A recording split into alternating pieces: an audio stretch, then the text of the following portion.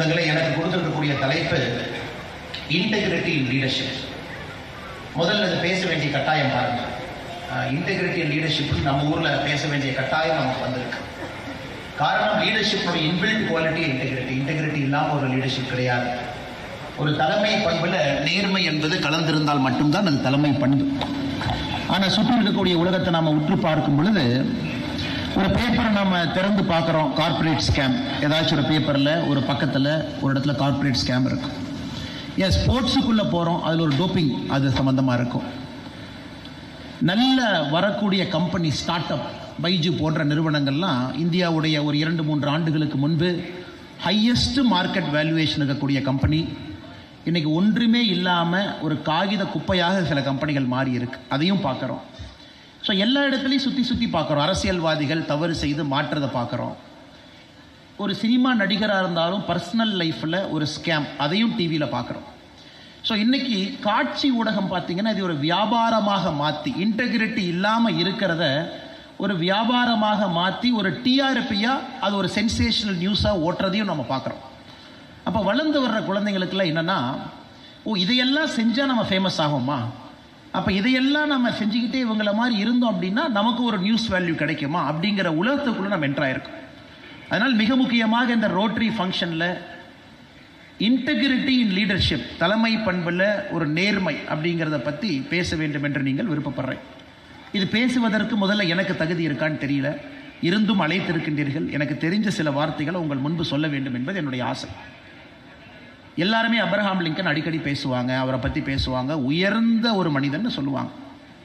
இந்த Stephen Spielberg அவர் Lincoln ஒரு படம் எடுத்திருக்காங்க, ஒரு அற்புதமான ஒரு ஆங்கில படம். ஸ்டீஃபன் ஸ்பீல்பர்க் அந்த படத்தில் ஒரு சிறந்த படம். அந்த படம் முடியும் பொழுது லிங்கனை பற்றி ஒரு சின்ன கோட் போடுவார் ஸ்டீஃபன் ஸ்பீல்பர்க்.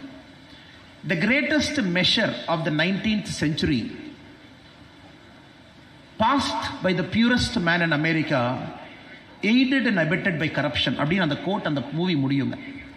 அதை அந்த காலகட்டத்தில் 1860 காலகட்டத்தில் தடியஸ் ஸ்டீவன்ஸ் அப்படிங்கிற ஒரு செனட்டர் அவர் சொன்னதான் அந்த கோட்டுக்கு சொல்லியிருப்பாங்க. The greatest measure of the 19th century அப்படின்னா ஸ்லேவரி அபாலிஷ் பண்ணது. அமெரிக்காவில் ஸ்லேவரி இருந்துச்சு, அது அப்ரஹாம் லிங்கன் அவருடைய காலகட்டத்தில் சிவில் ரைட்ஸ் ஆக்டில் அபாலிஷ் பண்ணிட்டார்.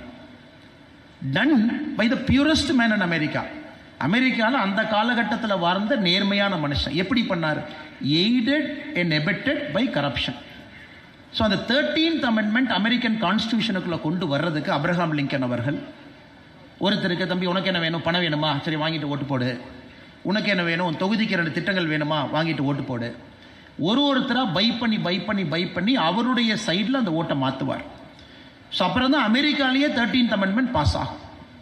ஸோ இது ஒரு லீடர்ஷிப்பில் ஒரு ஸ்டடிங்க.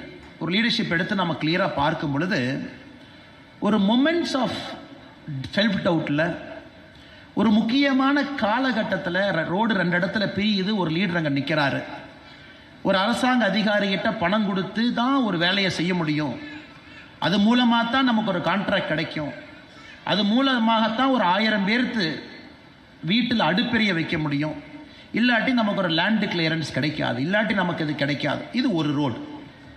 இல்லை இது எதுவுமே நான் செய்ய மாட்டேன், நான் இந்த ரோட்டில் மட்டும்தான் போவேன், நான் பணம் கொடுக்க மாட்டேன், ஒரு ஸ்கொயர் ஃபீட்டுக்கு பணம் கொடுக்க மாட்டேன், கிளியரன்ஸ்க்கு நான் பணம் கொடுக்க மாட்டேன், அக்ரிகல்ச்சர் ஜோன் கன்வர்ஷன் கமர்ஷியல் லேண்டுக்கு நான் கொடுக்க மாட்டேன், என்னானாலும் பார்த்துக்கலாம், பொல்யூஷன் கண்ட்ரோல் போர்டு முன்னாடி நான் திருப்பூர் யாராச்சும் தொழிலதிபரில் இருக்கிறீங்க, பின்னலாடை தொழிலதிபர், நான் கை கட்டி நிற்க மாட்டேன், நான் பார்த்துக்கலாம். இது என்னை பொறுத்தவரை இதுதான் ஒரு டிசிஷன் மேக்கிங்கில் உங்களுக்கு இருக்கக்கூடிய மிக முக்கியமான பிரச்சனை.